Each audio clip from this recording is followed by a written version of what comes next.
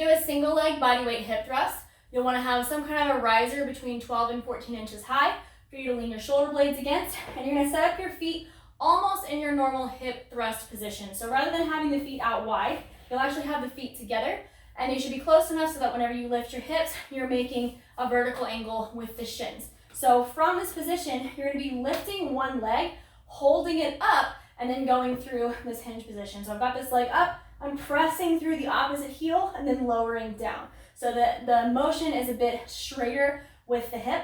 And this is a little bit different than doing a bilateral hip thrust, because a lot of times with bilateral, you'll kind of tuck the hips under. With this one, you don't have to do that quite as much. You can actually leave your torso a little bit more flared and kind of bring yourself up to where you're in a flat position. So rather than being here, you'll actually be kind of here. That way you get the most contraction out of the glutes.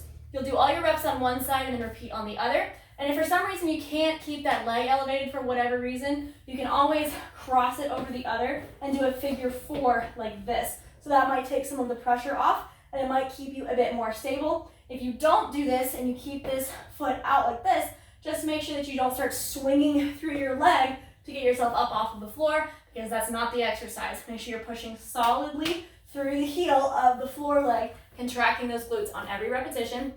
If you get to the point that you can't lift your hips anymore and reach full lockout, just quit on that number of repetitions, and then repeat that number on the opposite leg, and just gradually build strength where you can increase the number of reps.